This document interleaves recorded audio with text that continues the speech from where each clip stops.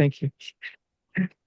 We would like to welcome Commissioner from the Gender Commission, Commissioner Siam Samai, who has joined us. She's sitting in the front row. We welcome you and very grateful for your presence. Thank you very much.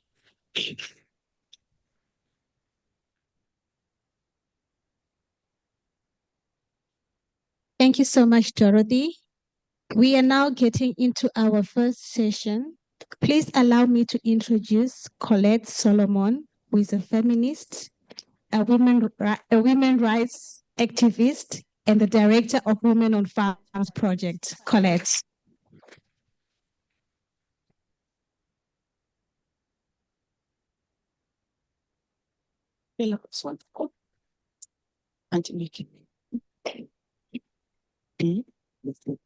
Yeah, that's good.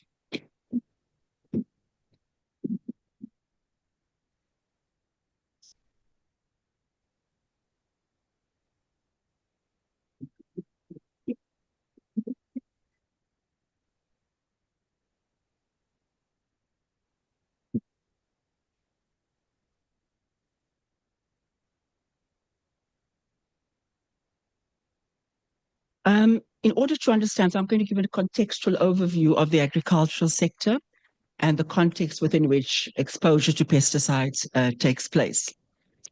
We believe in order to understand the current context, it's important to locate agriculture within the historical perspective of the country, and then to look at what this history has produced in terms of the current and ongoing labor relations and so on farms. With the docking of 3 Dutch ships in the Cape in 1652, came the first seeds of commercial agriculture in South Africa, and particularly in the Western Cape. Through colonization, indigenous people were dispossessed of their land, which was then used for agricultural production. And they were also forced into slavery to work on those farms. And this set the basis for hundreds of years of injustices and inequalities on farms.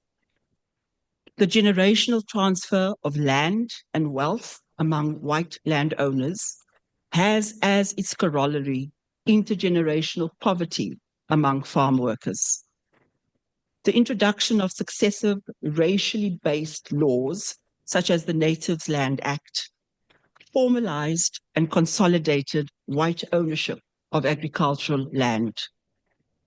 Without laws to regulate labor, without rights as farm workers, farm owners were omnipotent, dictating all aspects of farm workers' lives. A particularity on wine farms was the practice of the dop system, where farm workers were paid in part with alcohol, creating not only alcohol dependence among farm workers, the legacy of which persists today, but also a subservient and compliant workforce. Since 1994, with the advent of democracy in South Africa, various labor and tenure laws were introduced, aimed at bestowing and ensuring farm workers' rights and protecting them from the capricious actions of farmers. However, despite such legal provisions, white commercial farmers continue to flout these laws, in part because of poor enforcement and monitoring by the government, but above all, due to the systematic dehumanization of farm workers by commercial farmers. After their material and moral victories of the 2012 farm worker uprising, farm workers experienced a systematic backlash from white commercial farmers, which further confirmed their continued power and control over the means of production and also over the lives of farm workers. In a context where white South Africans still own more than 70% of agricultural land and where farm workers are still landless. Wealth and power inequalities arising from race, class, and gender have persisted on commercial farms 30 years after the dawn of democracy. For women, the last decade has seen not only increased casualization of their labor, but also greater precarity, as the conditions under which they are employed have become more insecure and more tenuous. With only their seasonal labor to sell for a few months of the year, women farm workers face greater vulnerability and rights violations on farms, with little power to assert or realize their rights. It is within this context of historical and persisting asymmetrical power relations on farms that farmers expose farm workers to harmful agrochemicals. In 2017, Women on Farms Project commissioned research on the labor conditions of women farm workers in the Western Cape and in the Northern Cape.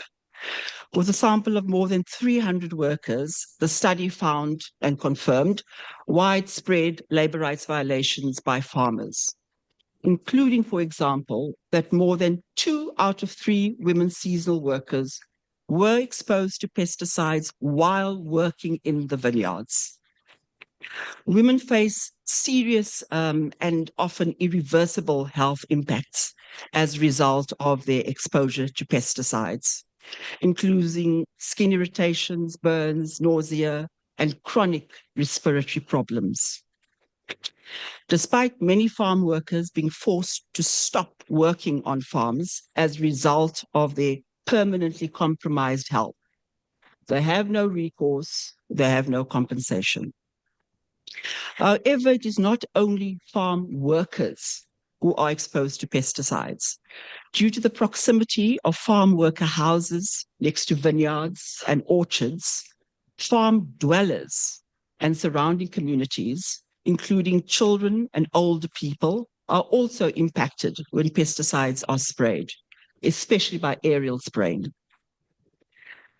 Many pesticides that are used in South Africa have long been banned in the global north due to their toxicity. In 2019, the Women on Farms Project conducted desktop research that revealed that 67 highly hazardous pesticides that are produced but prohibited in Europe are still imported and in legal use on South African farms. Women farm workers and dwellers have demanded that the South African government end this racist double standard by banning all pesticides already banned in their countries of origin.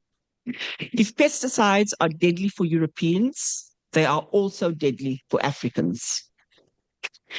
It is against this broad background that we ask the South African People's Tribunal on Agrotoxins to engage with the testimonies of women farm workers and dwellers. They believe that the tribunal provides an important and public opportunity to share their lived experiences, the devastating impacts of pesticides on their lives, and to demonstrate the culpability and responsibility of the South African government, commercial farmers, and agrochemical producers for the harms which they experience. They also trust that the tribunal will make recommendations for appropriate protection and remediation for farm workers and dwellers affected by pesticides.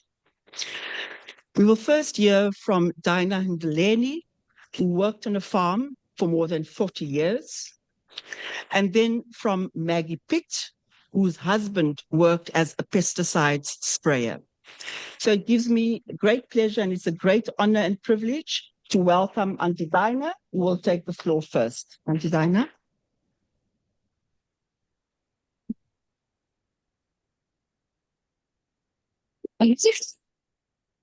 Viva Tribunal, viva! Goeiemiddag almal.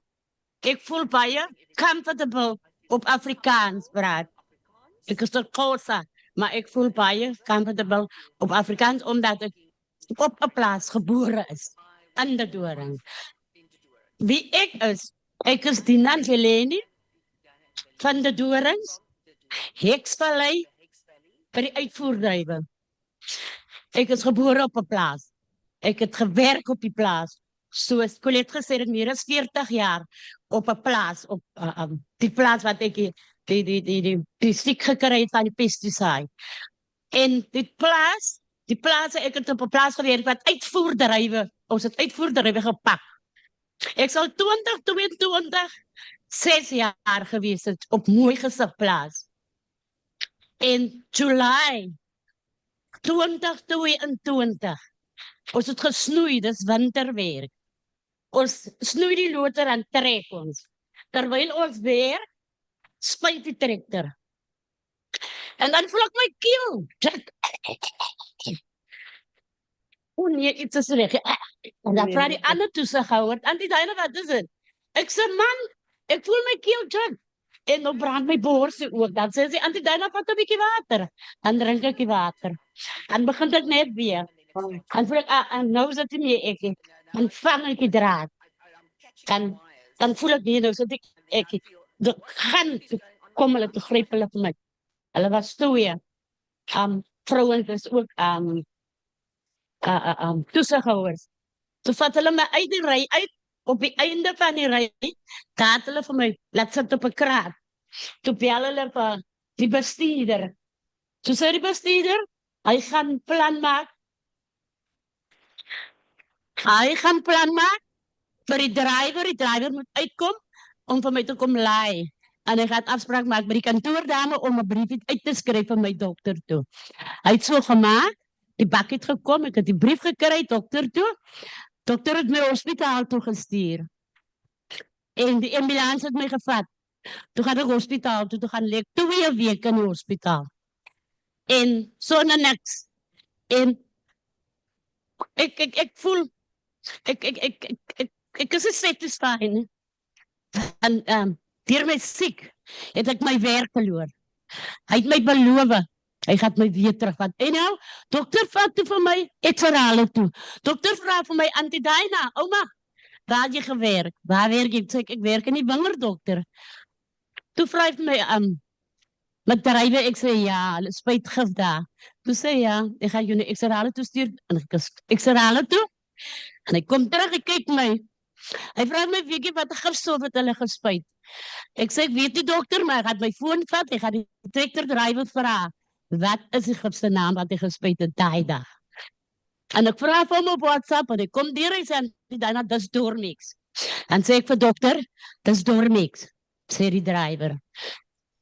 En die dokter kyk my so, en het jy beskerming gehad, PPE, nou PPE, al die klompie jare, wat ek op die plaas begin werk het, dat is geen PPE nie. Nou wil het van my voorkom, die gifstowwe wat ek al die jare ingeasem het, ons het het gevat as water. Ons vee net so so lippe, dan kan jy voel jou lippe brand.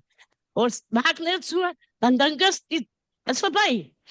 Ons man was, weet ons nie, dat gaan vir ons tasje, dat pak op die lichaam. So, toe kom het vir my agter. So, die pesticide is lang al in my lichaam, want ek het klom jaar op die plaas. Ek is uit die hospitaal uit, want ek kan nie meer terug plaas toe nie, deur my siek. En gaan oor na my suster toe. Sy voorsorg vir my, vir die 2-3 maande wat ek kon werk, dat ek uit die hospitaal het gekom het, want ek het geen inkomste nie, want ek is moeder alleen, ek is 'n enkel vrou. Sy het my gaan onderhou vir hy 3 maande, na die 3 maande toe word ek 60. Toe gaan doen ek my aansoek vir my olpy, ek het my pytjie gekry, na ek my olpy gekry het, toe sê ek my suster, ek gaan nou weer huis toe, want ek het dan nou kos op die tafel. Ek is huis toe. Dat vir my ook 'n bietjie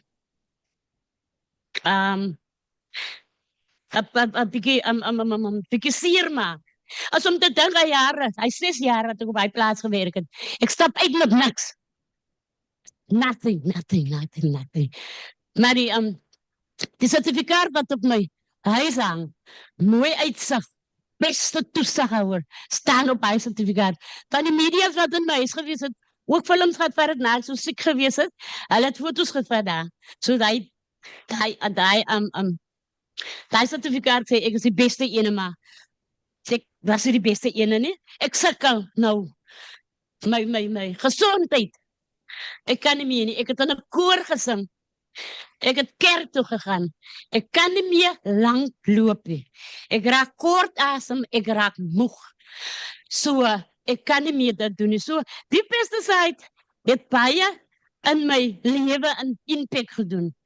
Ek kon nie doen, ek kan nie nou meer doen wat ek wou gedoen het nie. Ek wil graag werk toe, ek voel nog, ek is 'n bietjie hard, maar net hierdie longe probleem. Dis hoekom ek met 'n masker loop.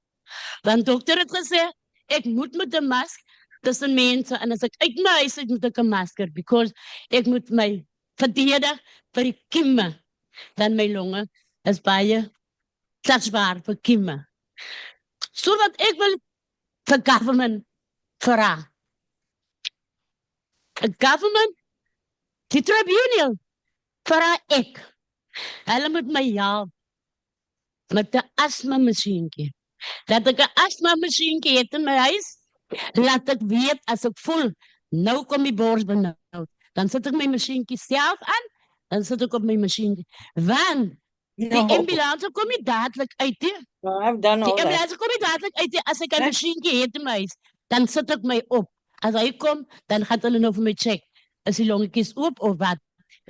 En wat ek ook blameer by die plaasboer. Ek blameer die plaasboer en beiers. Want beiers weet, die pesticide is geban in Europe. Maar hy sal het nog altyd invoer in ons land in. Hoeveel mense moet nou doodgaan nog in ons land? So ek blameer beiers en die boer. En die boer, ek wil hê, die tribunal moet my help. Put the volume down, Dat down, my down. geld op die plaas, want ek stonde niks uit nie. Vir die 6 jaar, 5,5 jaar wat ek op die plaas gewerk het. En dan wil ek nog weer iets inpak. Ek wil net sê dankie vir al die tribunal en die woman and farm en die kasau. Dat vir my so geondersteun het. Ek kom lang aan met hierdie saak. Toe het van 2022, laat het kom vandag, laat ons op 'n punt kom. Ek sê,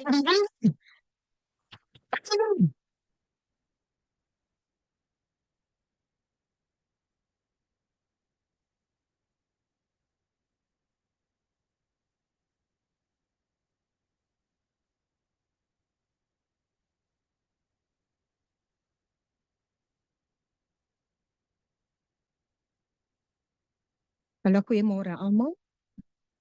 Amanda! Amanda! Enough is enough. It stops today. It's final. Ek is Mekie Piet. Ek staan hier van my man Solomon Piet, wat nie meer met ons is nie. Ons het saam gebly op die plaas Remhoogte in Rosenwil in Slangrivier.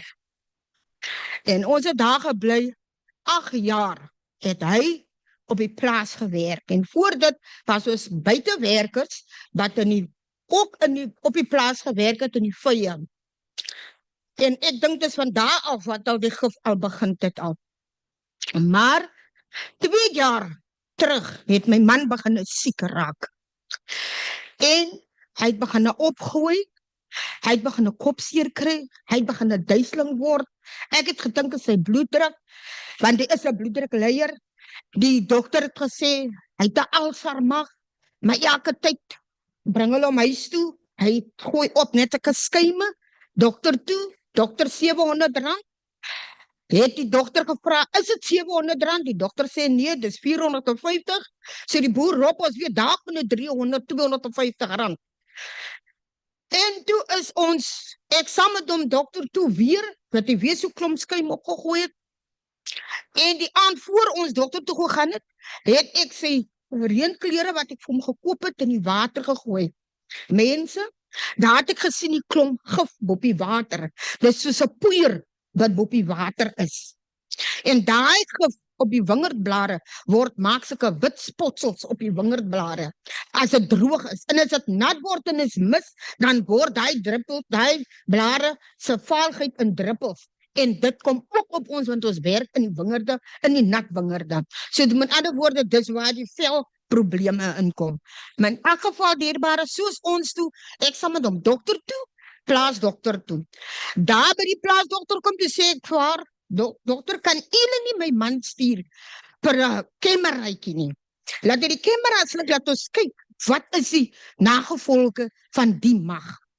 So dan uit, sy toe vir ons goue afsprake gekry, ons is toe Woester toe, by Woester gekom, kameraatjie gesluk, mense, ongelooflik, ek nog nooit so iets gesien nie.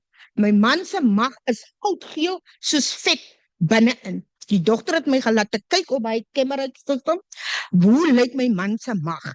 Soos hy kameraatjie beweeg het, so kan jy sien hoe bloed hy plekke, want dit is vrot, gevreet van die gif. En die dokter sê dag vir my, mevrou Piet, ek wil my naam nie hê nie. As die kanker is, maar hier is iets anders in die mag. Kanker maak nie so nie. Maar ons gaan toetse doen. So sê die dokter, ek is so hartseer, want ek vat so gaan my man verloor was kanker. Die dokter sê, ons moet weer kom, die 21ste April moet hy inkom vir 'n operasie. Hy is die 21ste in, hulle het operasie gedoen, hy was amper dood daar in die operasie, hy het 2 keer gegaan, het weer bygekom, daai tyd toe se COVID dierbaars, en so het hy toe hospitaal het gekom, die dokter het die boere gebel en gesê, die man sal nie meer kan werk, want hy is nie meer volwassende mens, want sy werktyd is om. So die man huis toe gekom, hy is in mekaar, hy is maar, hy is agteruit. En so op 'n dag kom die boer, en die boer sê vir my man, ek het 'n charge op gehad in die dorp, die boer kom sê vir my man, hy moet nou die huis leegmaak. Hier kom ek by die huis, die sieklike man is opgestres, hy sit regop. Die boer sê, ons moet leegmaak vir ons moet pak. Ek sê, ek gaan nêrens. Albert kom ek vra vir die voorman, Albert, wat bedoel julle, waartoe met my man gaan, en sien hoe lyk my man, waartoe moet hy gaan? Wat die boer gaat hom nou vat? Ja man, dit is nou maar JW se orders. Maar in elk geval, dierbares, so is ons toe daar, en ek bel Human en Farm. Dank die Here, daar is sulke mense wat nog wil mense help. So het Human en Farm vir my opgestaan. Madeleine, hulle was by my huis, dan die hulle het gesien, hoe siek is my man. En daai man het daar gelê en hulle het gekom, toe kom hulle moet, die hier gaan nou op, die krag gaan nou op. Hulle het die geyser op die dak afgehaal, die polisie was daar, niks kan hulle gedoen het nie. Nou eerste sê hulle, daar is nie meer spaargeld van hom nie, daar is niks van hom nie. So het ek intussen tyd, dat hy so siek gewees het, probeer met sy mannekraggeld, ek het niks gekry nie. Want al die papiere wat hulle invul, is verkeerd. So Steigerbou toe, vir 4 maande het hy chemo gekry, toe sê die dokters, as niks meer wat hulle kan doen nie, hy is op stage 4, dis nou klaar. Soos ons huis toe gekom, soos my man baie siek, en my dochter van 16 jaar, daai jaar verlaat sy die skool, om te gaan werk op 'n lorry wat ook gevaarlik is, dat dan met 'n inkomste in die huis is en kos op die tafel. En my Kyla het gaan werk, en Kyla het vir ons voorsien vir 'n jaar en 'n half. Dis hoekom sy nou 21 is en nog steeds op skool is, want sy wil haar skoolloopbaan voltooi. Maar weens haar pa se siekte, moet sy die skool gelos het, laat ons kan 'n lewe kry. So is my man toe oorlede, en ons het ek die man begrawe, en na so 'n paar maande, hy is die 12de Mei dood, July maand, ek sal nooit vergeet, is op 'n donderdagoggend, werk by Goudini Spa, dokter bel vir my, dokter vraag vir my, mevrou Piet, lewe meneer Piet nog? Ek sê, ek is jammer om te sê, dokter, hy lewe nie meer, hy is nie meer by ons sê. Hy sê, ek het nou sy magse verslag hier voor my, wil u graag weet, wat is fout met jou man se mag? Ek sê, natuurlijk dokter, ek wil weet, want iets is nie vir my pleisie. So sê die dokter vir my, u kan die plaasboer ry, want jou man het nie kanker gewas in sy lewe nie. Daar is nie so 'n bloedstroom van kanker nie. Dit is van die gif wat sy mag opgevreet het, die gif het gate gevreet, en hy gate het veroorsaak aan kanker. En dus ons het meer gif op die mag gekry. Ek het al die papiere voor my, kan ek dit vir jou stuur? Gaan jy verder stappe neem? Ek kan vir jou 'n advokaat kry, wat jou kan verder vat met die saak. Ek sê toe vir die dokter, ek gaan nie, want ek gaan nie by my man terugkry, maar ek was baie lief vir my man. Ek gaan nie by my man terugkry nie, ek los alles in die Here se hande. En so het ek nou toe maar nog haar gebly op die plaas, so die boer toe my gepeper. 100 units vir R600. Hy is hier 670. En ek by Goudinie's pa R5000. Hy stop Goudinie's pa se boere, hulle moet vir my werk, blyplek gee, want hy wil sy huis hê. Hy het my gedruk. Hy man het my gedruk op elke hoefkendraai. Het hy my gedruk. Hulle wil eens meer my vullis leeggemaak het. Hy was verskriklik, maar verskriklik lelik. En wat die gevolg daarvan is, ons het baie traumatiese dinge ek deurgegaan as vrou alleen. My dogter het saam met my deur alles gegaan. Dit was nie vir haar lekker nie. Skoolbaan het agtergegaan, want sy stres, mami worry te veel oor die boer kom, want as ons die boer sien, dan gaan ek maar in die huis en want ek het nie nou lus vir hom nie, want ek en die boer, ons het bors en bors gestaan. Ek het gevoel om hom te vat. Kyk, as hy my gevat het ek hom gevat. En ek sal hom geslaan het met die kop, want ek is nie bang nie. En wat ek wel graag wil sê, vir die government, hoeveel mense moet nog doodgaan van die gif? Hoeveel plaaskindertjies moet nog doodgaan? Hoeveel swanger vrouens moet hulle babas verloor deur die gif? Want jy weet, die trekkers ry in die barraks. Die boere spuit al waai die wind op. Hoe? Die boere spuit, die hele plek kan jy sien hoe vaal is het van die gif. Jy moet daar deur. Dit sit in jou gesig, want ek weet van 'n seentjie, as het begin met die gif, dan is hy kind te hoë koors, sy oë is rooi, hulle kan niks doen, hy kind tygerberg in en uit. Na 'n tyd, dan is dit weer normaal, as jy gespuiter klaar is, en baie mense is dood op die plaas. Daar het niks van gekom nie, almal kanker, almal asma, daar kom niks af van nie.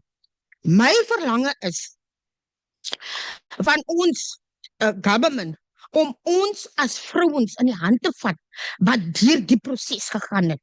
En dan vra ek weer, vir ons mense, om my te help met my dogter, wat haar skoolloopbaan teruggesit het, weens gebrek, wat ons deurgemaak het, om haar te kan help, dat sy haar skoolloopbaan vir my te kan help, want ek werk op die oomblik in Pretoria, as 'n private nursing, maar die salaris is nie so baie nie, en ek moet huurbetaling, met my kind betaal, die skoolfonds is alles, en ek moet druk vir alles. En dit is nie maklik nie. So ons gaan nog steeds deur 'n krisis, deur hierdie, wat my man dood is, want as hy geleef het, sal ek nie deur gegaan het. Was hy daar, het die plaas voorsorg gedoen, want hy plaasmense kry nie beskerming nie. Die mense moet my hulle eie jerseys om hulle gesit, op 'n skaap omsit, en hulle spuit met die spuitkanne en met die trekker, so hulle kry elkant gif in. So die boer het geen safety op sy plaas nie. Hy worry nie. So ons is nog steeds terug in die slawerny. So ek vra net, vat ons goed in die hand. Vat ons, kyk ons as mens. Ons is nie, die slawertyd is lankal verby. Ons kan nie so aangaan nie. Genoeg is genoeg. Genoeg is genoeg. Ons moet opstaan vir ons regte. En ons kan. Amen.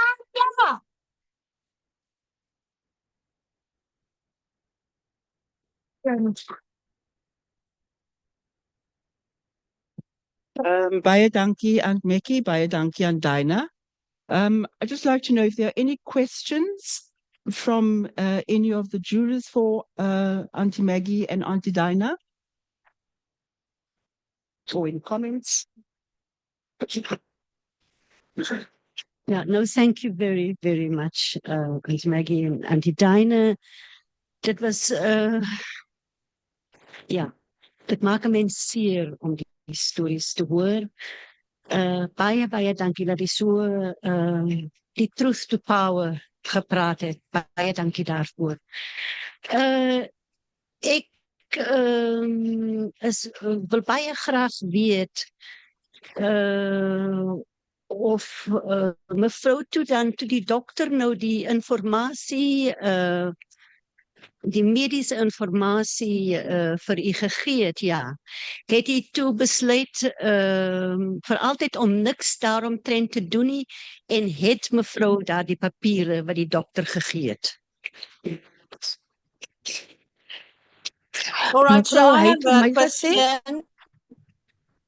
Can I intervene? Can I have a moment to speak, please? Can you hear me? All right, this is Judge Pillay.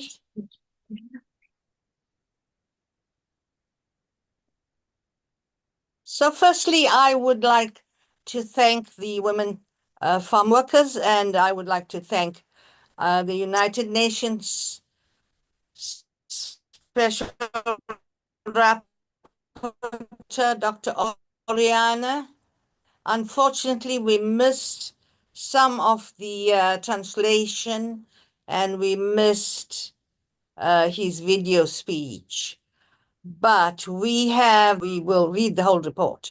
The purpose of this hearing, this tribunal, is to give you a hearing.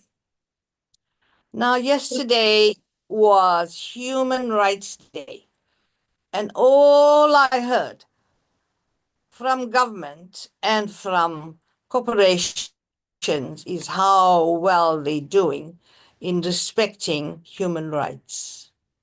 What the tribunal is hearing from you is that since 1994, since our democracy, these two partners, the government and the corporations, who should be working hand in hand with you to lead the protection of human rights. My question is, over these 3 decades, did they ever meet with you, the farm workers? Okay, daar's twee vrae. So die eerste vraag was oor het die papiere wat gaan doen, en dan die tweede vraag gaan nou oor het die government met hulle meetings maar die departement.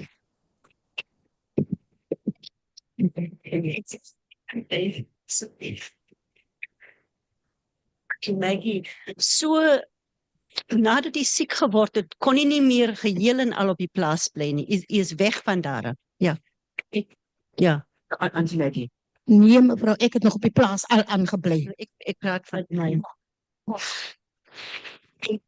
Ek het heel weg van die werke, want toe kan ek nie meer terug weer toe nie, want my longe asma, kort asem, so, van die tyd af was ek heel af, dus ek bereis.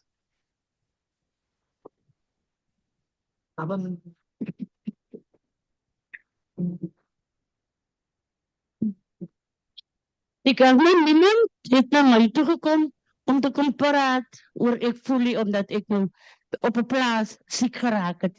So dat is liever wat na my toegekom het. En dat maakt so seer. So, all right, let me complete the question. You asked, right? You asked for these meetings, and you never got the meetings from the government or the corporations. Is that correct? Nee,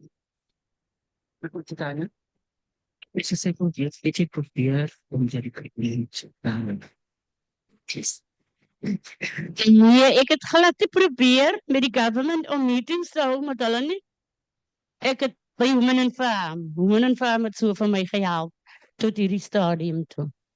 So ek het glad niks probeer of wat he. Ek het maar met Women Farm kommunikeer.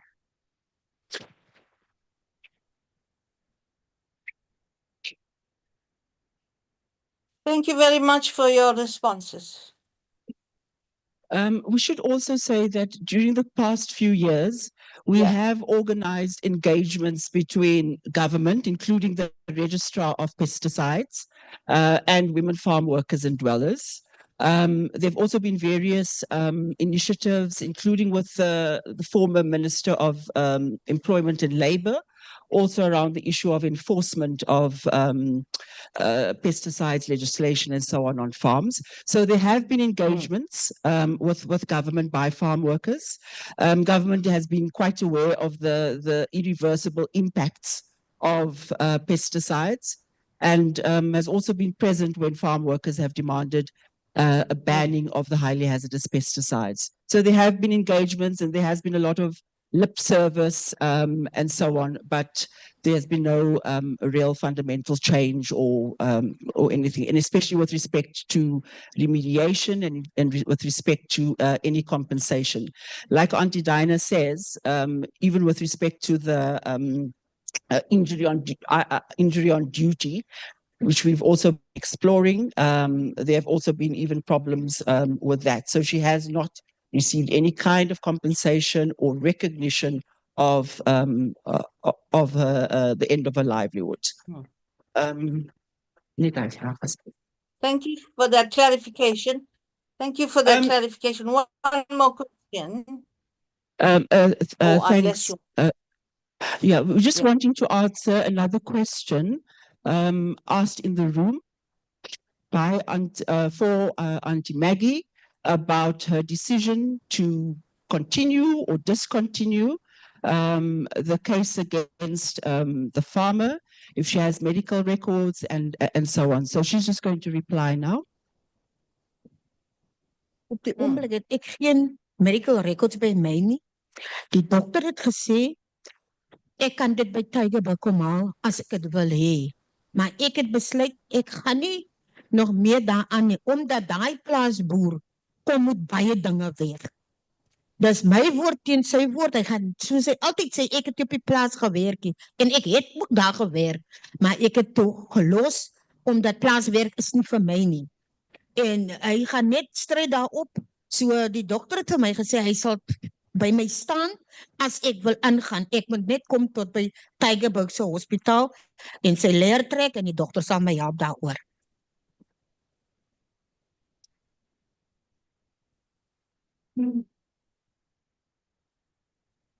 Dankie, ek dink die 30 So I have an important question, but I'll wait. Yeah, go ahead. Ek wil net geweet het wanneer die gebeur en ons weet is in Tygerberg, want die dokumente kan ek en enige prokureur kan het kry. Net om te kyk. Maar een van die probleme wat ons sit is dat ons het 3 jaar, né? So daarom wil ek net geweet het wanneer het die gebeur. Because dat is een van die probleme, want hy het afgesterwe, ek weet nie of het meer as 5 jaar is, of meer as 10 jaar, en sovoorts. Maar dit is een van die probleme, is dat baie van onze mense vind uit 5 tot 15 jaar na, dat hulle kanker het, of iets het gebeur, nee? En is goed, ek weet nie of Women on Farms aan die gekyk het nie, maar om te kyk of daar meer mense is, want een van die probleme is, dat ons 30 jaar aan, nee? En ons gaan nog steeds hierdie, I mean, Mershit hier, ek het nou net vir haar ook 'n boodskap gestuur om te sê, ek kan nie verstaan van 'n occupational injuries, occupational health perspective, dat die nog altijd gebeur nie. I mean, 30 jaar. En Women on Farms, ons moet kyk, ek weet dat julle het, I mean, Colette was in 2020 gearresteer, oor die goed. En ons sit nog steeds hier. So we need to be able to look at the broader, and I know that Judge Pillay is here, but we need to look at the broader public interest case to be able to truly see how we can take this matter further. Because baie van ons mense voel so, wanneer hulle net aangaan met hulle lewe. Maar ons moet het stop. En so, ek wil net die vraag, ek wil net geweet het, wat is het, wanneer, want baie as het miskien 10 jaar is, ek kan verstaan wat die boer gaan sê, die saak het al geprescribe, maar ons kan nie sulke goed aan, iets moet gedoen word, Colette, nee? Dankie.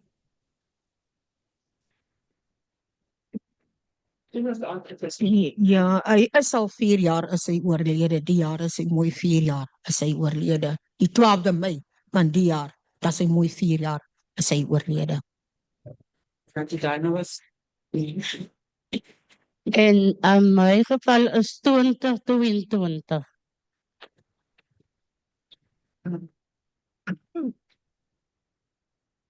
I don't want the camera on me now. Okay? No camera, okay? So I want to just say to Siham is a very well-respected human rights lawyer and a long, long history of working on gender issues.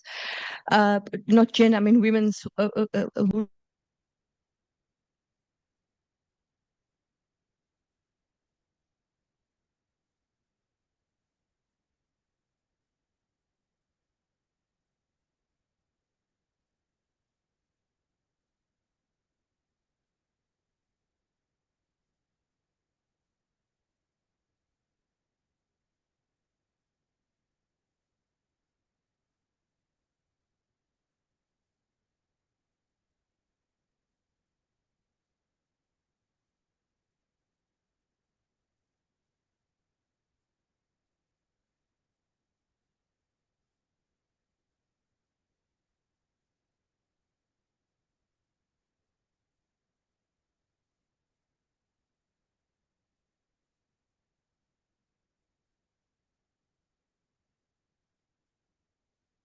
So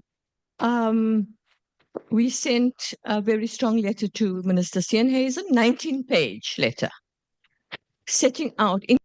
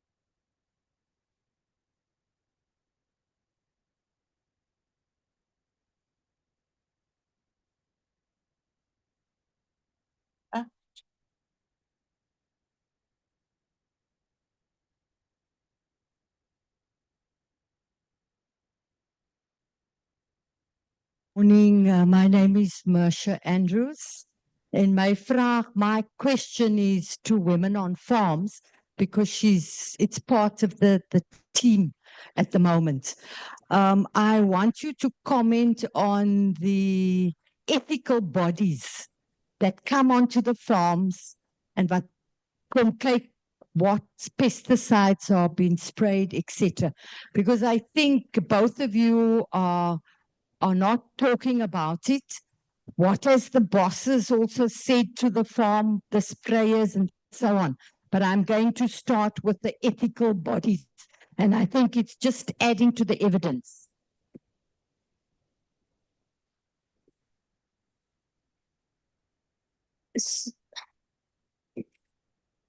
So we've done research. Women on Farms has done research on wheater and also, as Colette earlier mentioned, general labor conditions on farms, but even on fair trade farms, there is non-compliance in terms of pesticides. And the issue has been taken up, and it's an ongoing process and dialogue. And therefore, we are also, or Women on Farms and its activists are also of the opinion that fair trade farms are unfair, especially with regards to basic human rights and labor conditions, exposure to pesticides, lack of toilets, pollution facilities, and water.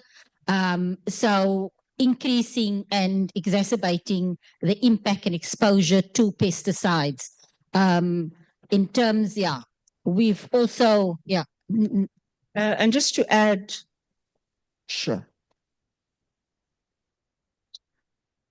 Just to add to what Carmen is saying, so what our research also revealed that because so fair trade and WITA are predicated on audits. So a team of auditors go to a farm on a pre-arranged date, obviously informing the farmer when they are coming. Same with the labor inspectors of the Department of Employment and Labor, actually. And farm workers across the board on fair trade and WITA farms said that process is flawed. Number one, the farmer knows in advance when the auditors or inspectors are coming.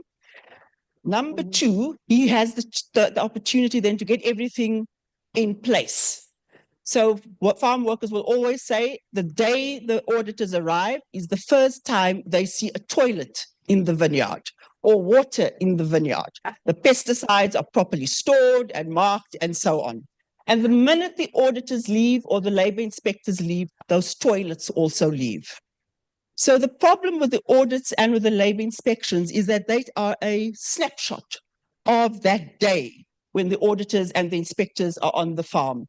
And they do not reflect the reality of work on that farm over a course of time. The other thing is that it's also quite orchestrated and controlled by the farmer. So the auditors and the inspectors don't have free run of the farm to go where they want, to speak to whichever workers they want, etc. Even that process is controlled by the farmer, who handpicks the workers and tells them what to say. And in the case of fair trade, actually tells workers, be careful what you say, because we could lose our certification. If you tell people what is happening on the farm, you will lose your work, you will lose your home. So we can see that the process upon which WITA and fair trade are predicated is completely flawed and is not really fit for purpose in terms of understanding the conditions on farms. Someone had a question here. Yes, thank you very much. My name is Natasha. I work as a journalist in Brussels on agricultural policy. So I just want to say a huge thank you, firstly, for sharing your stories and your testimonies. There's a big discussion at the moment in Brussels about stopping the export of these pesticides, these banned pesticides. And I just want to hear, in your words, a question for both of you, what your message would be to EU policymakers, in your own words, what you would want them to know. Thank you.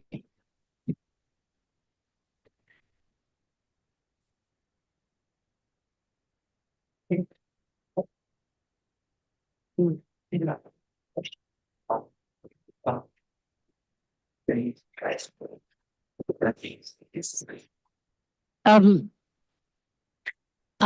my unpak van hierdie pesticide storie, het moet gestop word, geënd word, want my lewe is klaar. En ek hoop, voor ek afraad toe gaan, moet ek klaar nie meer Suid-Afrika toe kom nie. Dis my boodskap wat ek wil stuur.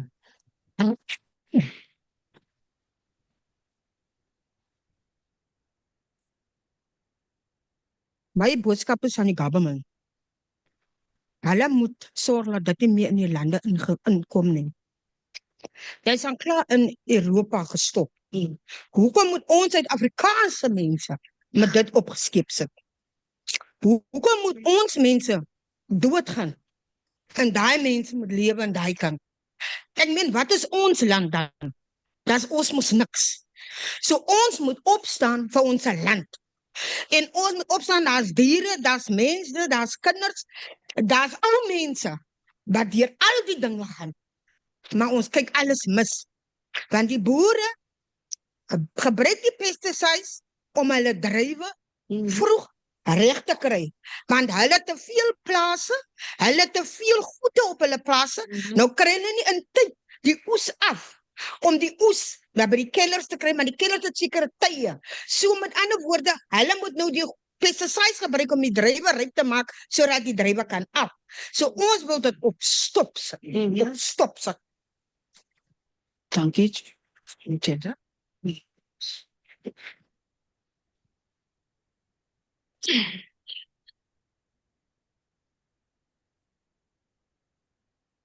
Thank you so much, Auntie Mekie, Auntie Dina, and Colette for such a powerful session. We are going to just stop briefly and ask Dorothy to come up to introduce one of our jurors who has just joined us. My apologies for ending such a very passionate discussion. Yeah. Sorry, I'm we- waiting to ask a question. You have to give me the opportunity because I was busy.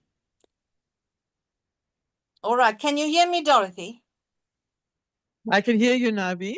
I'm just going to All right, briefly so- introduce. Okay, go ahead, Navi. Let me get over this. It's the end of our discussions. Don't override the chair now. All right, so I'm going ahead. First, let me thank the participants for this discussion because it's really grounds level and told us a great deal. So I encourage more of this. So my question, I don't want you to repeat the evidence. We've read the papers. I'm very interested in the response you got from Steenhuisen and the corporations when they gave you the answer that control over these pesticides will affect, what did they say? What's the language? Yes, so they are concerned about, sorry, temporarily Food forgot because I was security. waiting so long. I want to know what you understand by that answer, that it will affect in income generating capacity, or what's the language they use, Dorothy, where they say it, food insecurity. Yeah. That's it, food insecurity. So here I'm a judge. I don't understand. How do you make, what's food insecurity? How do you make the link? Now, if you don't have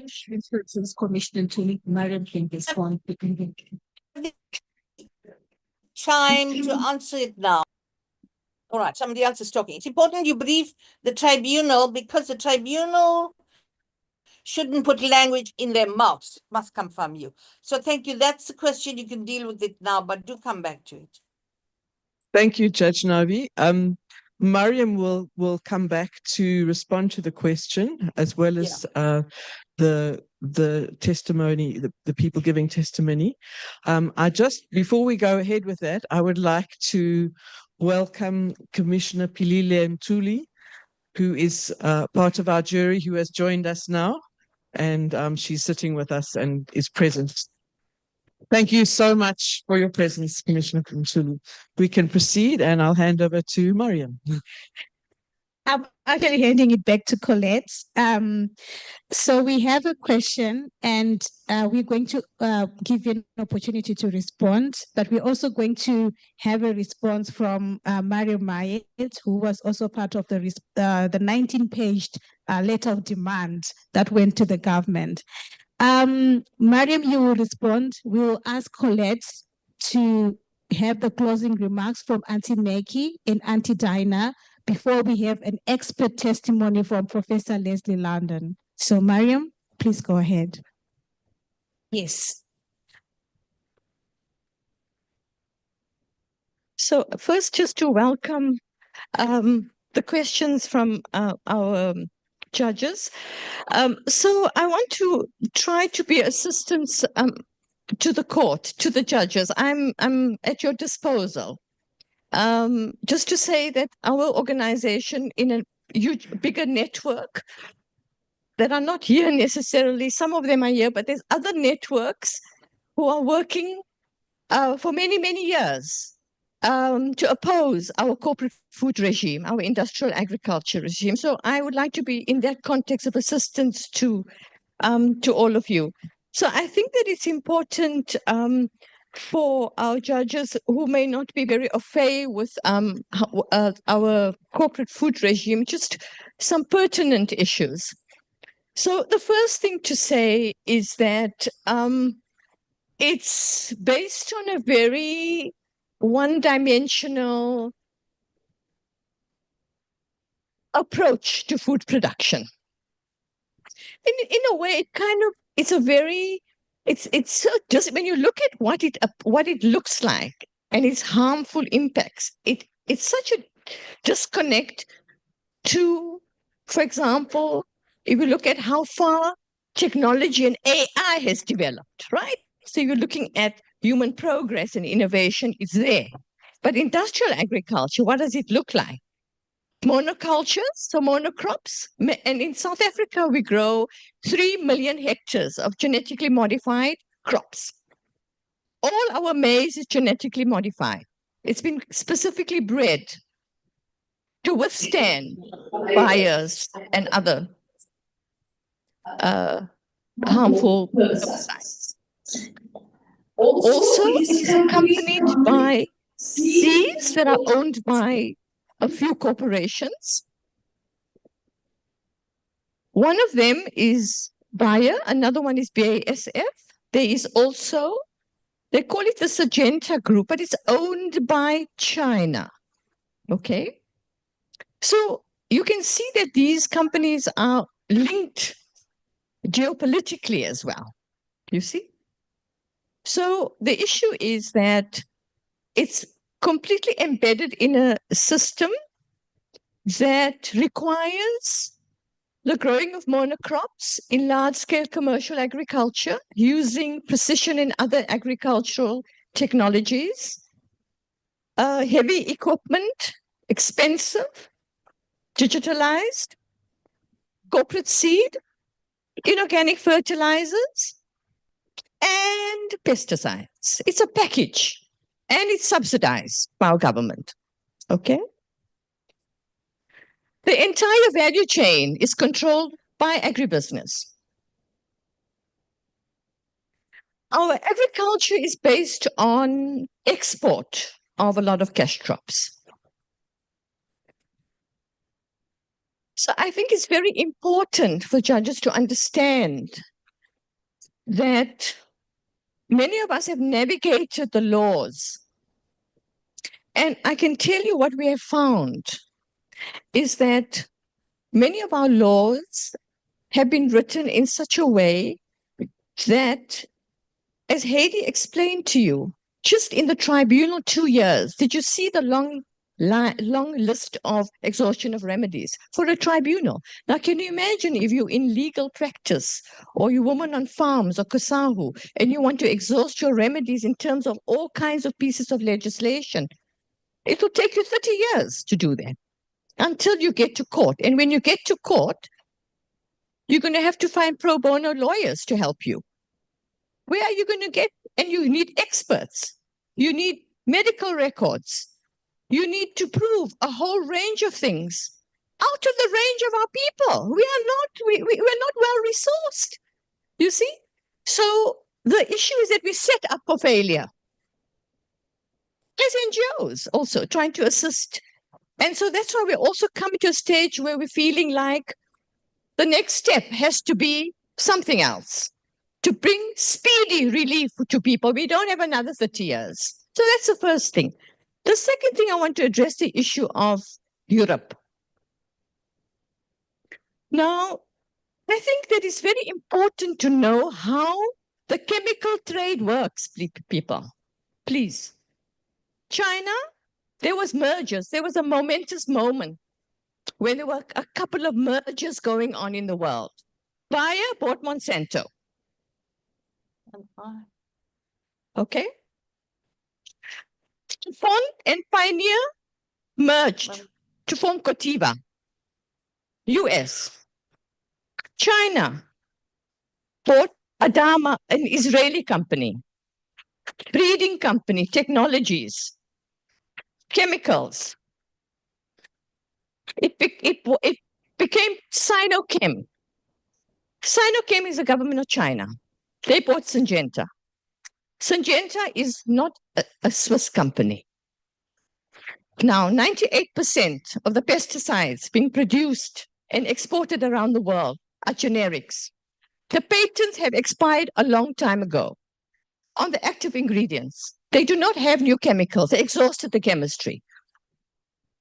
So what burgeoning market flourished for generics. These same companies, European companies, have manufacturing plants in China and this in the global market. Now to say that the chemicals are mostly or almost all coming from Europe, is it correct? Because China has manufacturing facilities all over the world. They control a lot of value chains. So now to say that we export products, yes, to Europe, but the chemicals in inorganic fertilizers are not coming just from Europe. You see, when the Turbofos case, the poisonings happened, we looked into the issue of export of highly hazardous pesticides, class 1A, toxic, kills. Okay, it killed our children. So we wanted to know, where did it come from? But our colleagues from who work in Europe said it did not come from Europe. It was probably locally manufactured. You see, it came from local manufacturing. Our registrar has said so. You see, so it's a very important issue for people in Europe to come and speak to us, and we'll, especially those of us who've been working on these issues, we can have a conversation and we can advise you about the pesticide trade. So I think that it's important to understand that we're talking about trade in pesticides, inorganic fertilizers, seed, all being, we need to look at it in a more holistic way, and in a way that looks at a regime that governs a particular food system. And I think that that is an important approach for us to have, as opposed to looking at one thing at a time.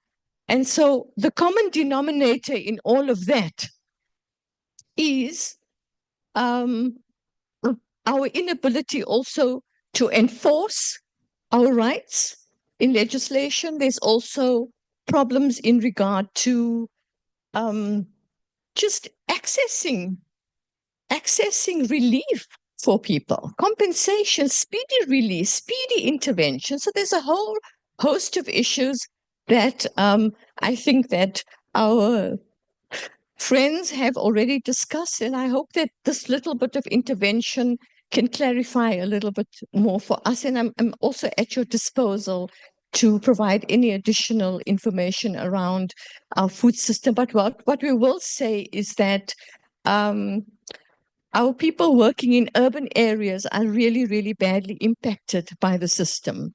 And we have replied to the minister, and we have said to him, to explain to us how he has come to the conclusion that we cannot ensure food security for our people without using Turbofos that killed our children in the urban areas. And because we asked him if he could please let us know whether he will be taking into account the fact that 15 million people in South Africa go to bed hungry every night. Our students study on an empty stomach. And whether he will take into account that 20 million people in our country have to subsist on meager grants. And they're living in a precarious situation from crisis to crisis. And if our government cannot ensure even access to clean water and sanitation and a meaningful life for people, then what have they been doing in the last 30 years is what we've been asking. So the question is, will our government continue to subsidize this industry?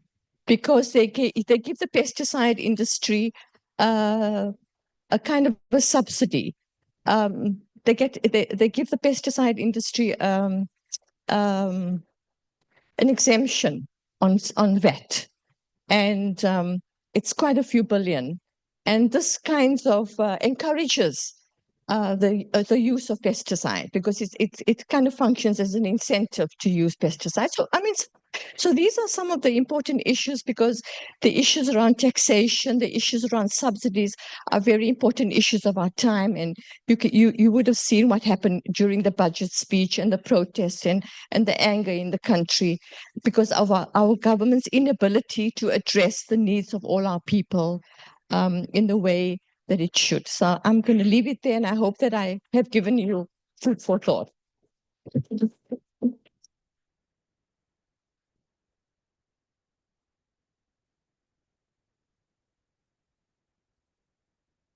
Auntie Dina and Auntie Maggie just want to give their closing remarks to the tribunal. Ek het net op die sê van wat Steenhuisen sê. Daar sal die kos op die tafel is hulle die de gifstowwe stoppie. Steenhuisen lees. Daar's baie gifstowwe by ander lande. En hoe nou moet ook gevaarlike gifstowwe invoer in ons land. Ons plaaswerkers, kwale druiwe, ons sleef hulle die druiwe in. Ons maak hulle wyn, hulle moet nie plaaswerkers se regte violate. They must respect farm workers. I thank you.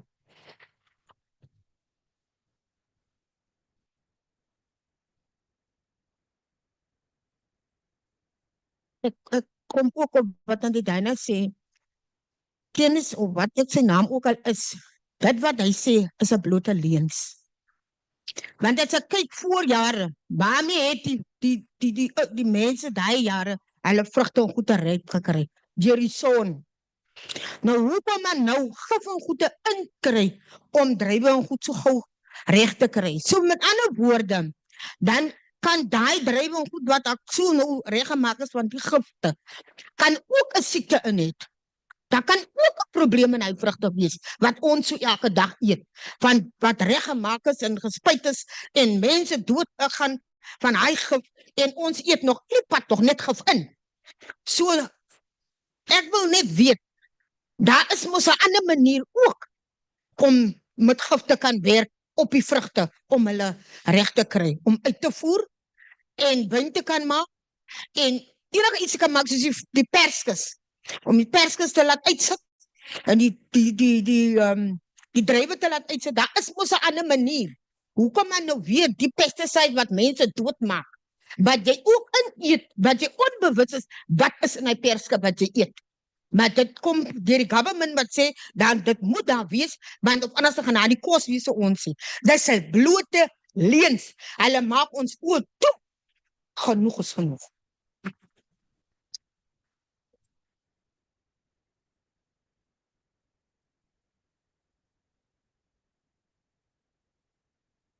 Thank you so much. We are going to get into the expert testimony from Professor Leslie London. Check. Can you please upload the video? Thank you so much, Auntie Dina. Thank you so much, Auntie Mekie. Thank you, Colette.